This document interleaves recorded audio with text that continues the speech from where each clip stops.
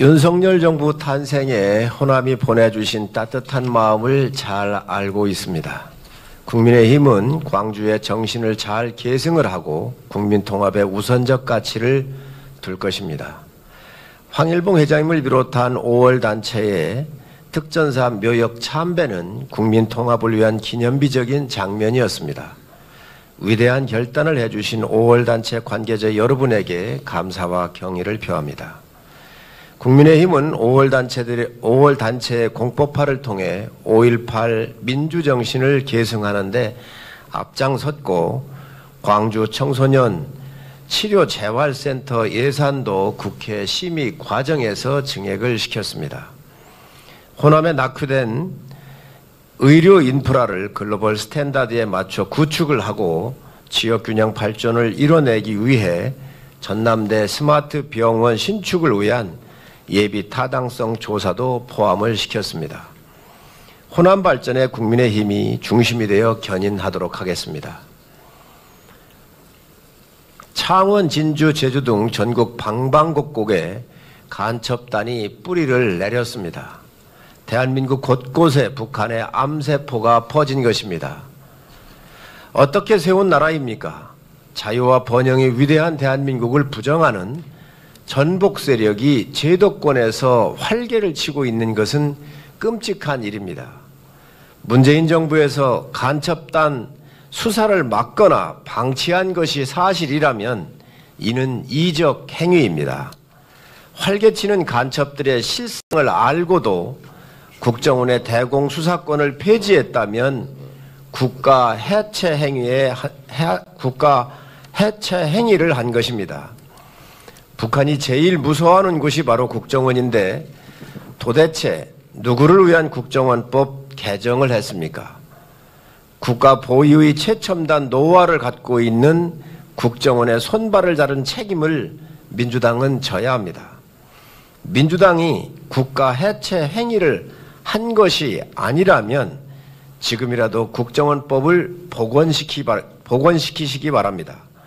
자유로운 대한민국은 국민의 나라입니다. 대한민국의 사법 정의와 국가 경제의 근간을 무너뜨린 중대 범죄 혐의자인 김성태 전 쌍방울 회장에 대한 강도 높은 검찰 조사가 진행되었습니다. 이런 범죄 혐의자가 엄정한 법의 심판을 받아야 하는 것은 당연한 일입니다. 하지만 현재 제1야당의 대표이자 대한민국 대통령 후보까지 했던 이재명 대표가 이런 범죄 혐의자와 결탁 의혹이 있다는 것은 국민과 역사 앞에 부끄러운 일입니다. 지난 17일 이화영 전 경기도 평화부지사 재판에서 김성태 전 회장의 비서실장이 김성태 전 회장과 이재명 경기지사가 가까운 관계인 것이 맞다라는 증언을 했습니다. 김성태 전 회장과 이재명 대표 간의 결탁 의혹을 부정하고자 이재명 대표를 모른다. 쌍방울 내의 한번 사입은 것이 인연의 전부라고 말맞추기를 한 행위가 재판에서 거짓으로 드러난 것입니다. 김성태 전 회장이 저지른 쌍방울이 발행한 전환사채를 통한 사기와 횡령, 그리고 이렇게 마련된 돈이 어떻게 누구를 위해 사용되었는지는 검찰 수사를 통해서 밝혀져야 할 것입니다. 그리고 그 마지막은 이재명 대표가 고백해야 할 진실입니다. 거짓이 참을 이길 수는 없습니다. 이재명 대표 주변에 음습한 조폭과 토착 세력들의 부패의 힘으로 최고 권력자가 되고자 했던 꿈을 국민들은 용서하지 않을 것입니다. 잘못한 게 없으니 당당하게 조사해 나가겠다는 허풍과 허세의 가면도 진실의 문 앞에서 힘을 잃을 것입니다. 입만 열면 거짓말이고 모른다고 잡아떼는 두꺼운 얼굴도 벗겨질 것입니다. 나는 모른다며 아랫사람에게 떠넘기는 전형적 조폭 수법도 국민은 알고 있습니다. 이재명 대표님, 민주당을 사랑하고 국민들의 지지를 받았던 사람이라면 지금이라도 내려놓으십시오. 그게 마지막 할 수 있는 일입니다. 안녕하십니까. 비대위원 김종혁입니다. 오늘 아침 민족의 명절 설날을 앞두고 집권당 비대위원의 한 사람으로서 광주 민주화 묘역을 참배했습니다. 만감이 교차합니다. 지금으로부터 42년 전인 1981년 서울에서 대학 신입생이 된 저에게 그 전에 광주에서 벌어진 참상에 대한 이야기는 피를 끓게 하는 것이었습니다. 저는 운동권 학생이 됐습니다. 시위를 벌이다 붙잡혀 최전방으로 강제 징집돼 이른바 녹화사업을 받기도 했습니다. 어찌 보면 5월 광주는 저의 청년 시절 삶에 결정적인 영향을 미쳤고 그 이후의 인생에서도 적지 않은 부채의식과 묵직한 상흔으로 남아있던 것이 사실입니다. 그렇기 때문에 아직까지 호남의 마음을 얻지 못하고 원망과 분노의 대상으로 남아있는 집권 보수당의 일원으로서 찾아온 광주 그리고 민주화 묘역 참배가 더 많은 생각을 떠올리게 한 건지도 모르겠습니다. 커다란 상처는 결코 지워지지 않고 쉽게 씻기지도 않습니다. 40여 년 전 대학 새내기 시절을 떠올리면 날카로운 것에 찔린 듯 제 마음도 이렇게 아픈데 호남 분들의 심정이 어떨지는 물어보나 마나일 것입니다. 하지만 상처는 치유돼야만 하고 삶은 전진해야 합니다. 5월의 광주는 이미 역사 속에서 대한민국 민주화운동과 시민적 저항운동의 상징으로 자리매김했습니다. 최종 책임자라고 할 사람들도 대부분 세상을 떠났습니다. 얼마 전 광주 5.18 단체 대표 등이 진압작전 중 사망한 특전사 묘소를 처음으로 참배했다는 보도를 봤습니다. 황일봉 5.18 부상자회 회장은 군인은 명령에 살고 명령에 죽을 수밖에 없는 특수한 신분이었다면서 모두 피해자였다고 말했습니다. 황 회장은 또 언제까지 비극을 연장할 것이냐며 이제는 화해하고 상처받은 부모, 형제들이 모두 위로받기 바란다고 덧붙였습니다. 감사합니다. 그 말씀에 제 마음도 조금은 가벼워지는 것 같습니다. 호남과 보수정당은 아직도 매우 서먹한 관계입니다. 국민의힘은 앞으로 호남이 마음의 문을 열 때까지 정성을 쏟을 겁니다. 여러분도 국민의힘에 손을 내밀어 주십시오. 이순신 장군이 양무호남 시무국가라고 말씀하셨습니다.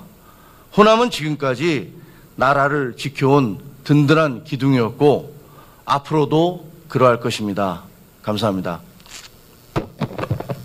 마지막으로 김병민 비상대책위원님께서 말씀하시겠습니다. 네, 김병민 비상대책위원입니다. 민족의 명절 설을 앞두고 현장 비대위로 모두가 이곳 광주를 찾았습니다. 국민의힘 지도부가 광주, 전남 주민들께 새해 인사를 드리고 올 한해도 호남 지역의 발전을 위해 한마음 한뜻을 모으겠다는 저희의 마음이 모두 하나로 통했기 때문이 아닐까 싶습니다. 신년을 맞아서 한 언론사의 여론조사를 보면 우리 국민 10명 중 4명은 정치적 성향이 다른 사람과는 식사, 술자리를 함께하는 것이 불편하다고 여긴다고 얘기를 합니다. 정치 성향이 다르면 본인이나 자녀의 결혼이 불편하다는 답도 43%에 달했습니다. 우리 사회가 극복해야 되는 올해의 중요한 국가적 과제, 시대정신 하나를 꼽으라면 바로 국민통합이 아닐까 생각을 합니다. 이곳에 함께 참여해 주신 광주 전남 당협위원장님들의 힘이 우리 지역의 균형 발전을 또 정치 균형을 이뤄내고 국민통합을 위한 사회적 갈등 회복에 가장 중요한 역할을 할 것이라고 생각을 합니다. 윤석열 대통령께서 당선 이후 이곳 광주를 찾아 이렇게 말씀하신 바 있습니다. 5월 정신은 보편적 가치의 회복이고 자유민주주의 헌법 정신 그 자체입니다. 그 정신은 우리 모두의 것이고 대한민국의 귀중한 자산입니다. 그리고 이 5월 정신 위에 경제적 성취를 꼽혀야 한다며 광주와 호남의 발전을 약속했습니다. 선거 때 약속했던 광주 복합 쇼핑몰 유치는 물론이고 청년을 위한 양질의 일자리 창출이 가능한 경제적 성과가 현실화되기까지 집권 여당인 국민의힘이 항상 이곳 광주 전남의 지역 주민들과 함께하겠다는 말씀을 올리고 싶습니다.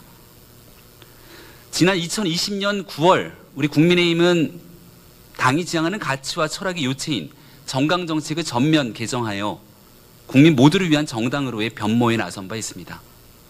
그 결과 우리 국민의힘의 정강정책에는 보수정당 역사상 처음으로 5.18 광주 민주화운동을 적시하며 산업화 세대의 조국 근대화 정신과 자유민주주의를 공고히 한 현대사의 민주화운동 정신을 이어간다고 국민 통합을 위한 우리의 역할을 명문화시켰습니다.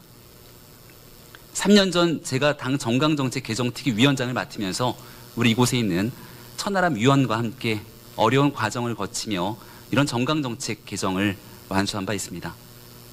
국민의힘은 이 같은 당의 강령에 따라 어떠한 경우에도 과거로 퇴행하지 않을 것이고 늘 모두의 내일을 위한 길에 함께 나아갈 거라 확신합니다.